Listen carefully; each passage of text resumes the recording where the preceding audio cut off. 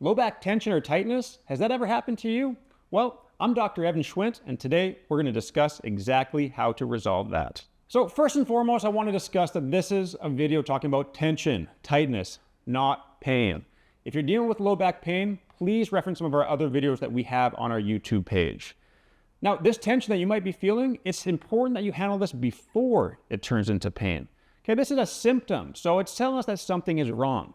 If you keep avoiding it because it's not painful, I'll tell you what, it will become painful eventually. So this is a video that's kind of a little bit more proactive than dealing with the pain, but at the end of the day, let's acknowledge it. This is still a reactive video because you have tension for a reason.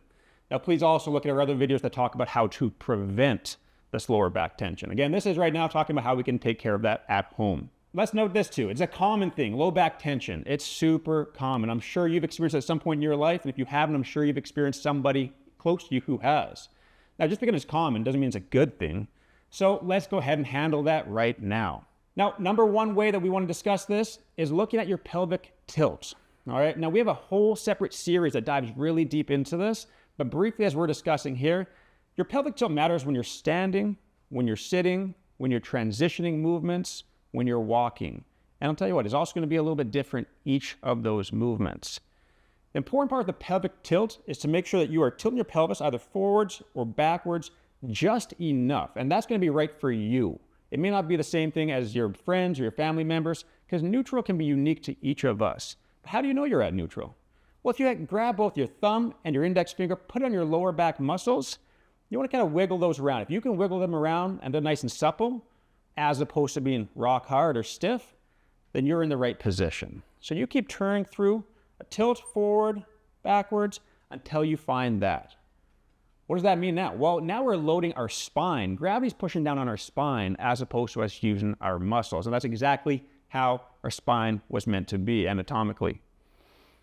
Now, again, if you want some more information on that, please dive deeper into our other YouTube videos. I'll tell you what too, it's a very common that you're going to end up feeling like you're a little bit flexed forward.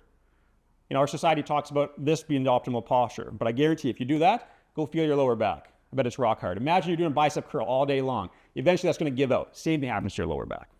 All right, so that's the pelvic tilt. Now, the second most common reason that we end up having lower back tension is actually because of our hips. Our hips can be tight and or moving dysfunctionally.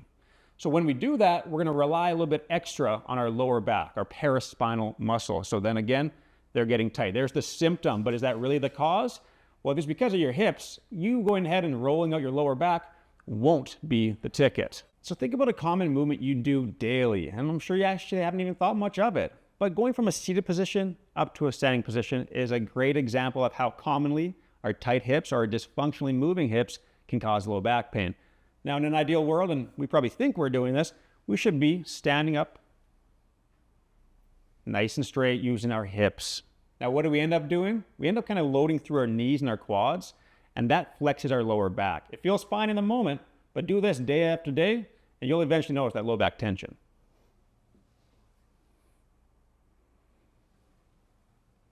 All right, so beyond that, we want to, of course, make sure that we are absolutely loading through our hips. Because if we're using our lower back for all those movements, well, hey, eventually, reactively, your lower back muscles are going to tighten up. You can't blame them. They're working extra. They need a vacation at this point, but we keep loading them in movements that we should be using other muscles. So again, this is more or less giving you a symptom of tension, but you need to resolve the hip dysfunction instead. So what's a great way to do that? Well, a hip hinge. We have a specific video that really breaks this down, but ultimately what you want to do is use a dowel, a Swiffer stick, a brush in general, a broom, and what you want to do is have 3 points of contact. Back of the head, back of the shoulder blades, and the tailbone. You're going to be holding that stick or dowel through all 3 points of contact and working on standing up. Very commonly, because we round through our back without even thinking about it, we're going to lose at least one of those points of contact. So when that happens, check yourself, get set up again. It's totally fine to lean forward. You just want to make sure the spine is straight. Leaning forward is not the bad thing. It's flexing through the spine. Now, beyond that, let's talk about ways that people are commonly treating a low back tightness. We see it every single day in our clinic. Someone has a tight low back, so what do? Well, they think they're helping themselves out. They're grabbing a foam roller and they're rolling their lower back. Now, this is a great implement, but not for your lower back. If you can take one thing away from today's video, stop foam rolling your lower back. Okay, kind of like we talked about the pelvic tilt. If you tilt too far, you're gonna place a lot of pressure on your spine. Again, don't get me wrong, most people are doing this and you feel like you're giving yourself some help. So that's why it's important that I address this at this point. You're gonna lay on your back with this roller, get a lot of hyperextension. Now your lower back actually thrives in extension, but not hyperextension, because then the joints are pushing down.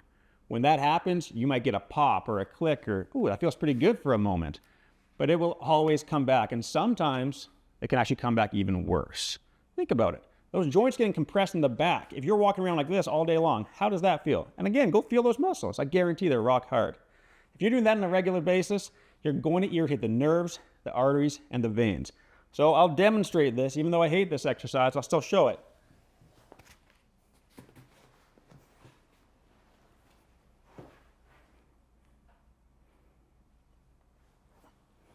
I'm sure you've done that before. Now, please stop doing that. So how can you do it correctly?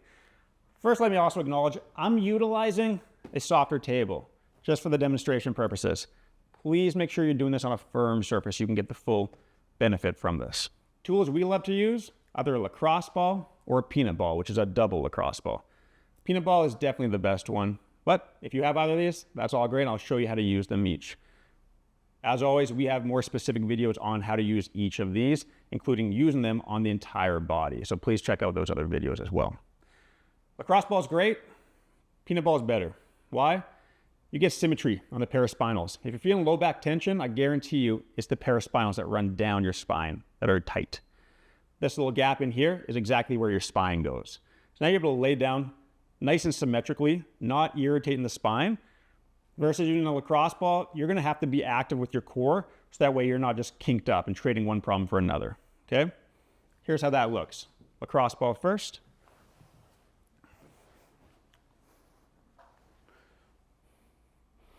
From this position, if it's nice and easy for you, you can also work on your QL muscles, which are your lateral flexors.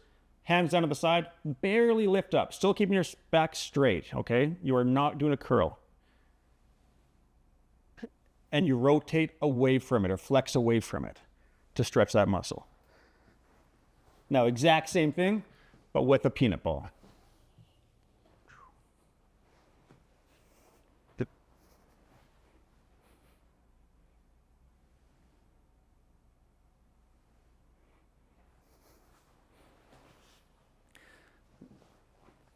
Now, maybe you're wondering, how long should I be using this rolling technique for? Great question. Most studies have shown that in order to get a physiologic release, which is exactly what you're trying to do, you have a tight back, you're going to need to take at least 3 to 5 minutes to get that tension or discomfort or maybe even pain when you're rolling down by 50% or more.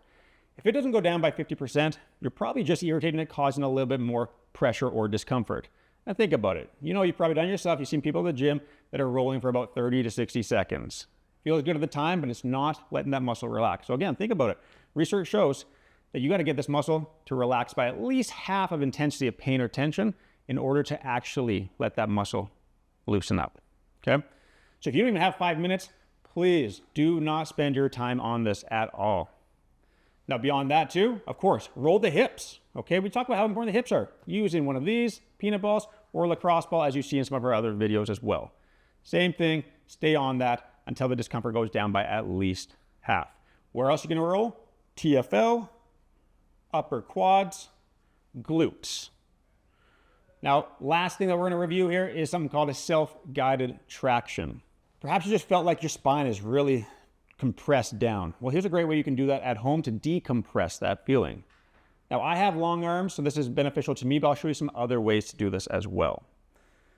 I'm going to be on a firm surface here, locking my elbows out, fully relaxing my core, only use my shoulder girdle and my arm muscles. At this point, it's allowing my spine to get some separation. Now, maybe another option for you, instead of this, would be to use a kitchen island, kitchen counter, where you can lift up. Maybe you have 2 firm stools or chairs that you can use instead and kind of have your body hanging down below. Perhaps you are actually at the gym and you can do a dead hang from one of the squat bars. That's a great way to do this at home. Otherwise, you can also use a door frame if you're at home and not at the gym. Same game though, you want to make sure that you are shutting off your core, letting only the upper body do the work, and let that spine distract. I hope you found this video helpful. Thank you for watching.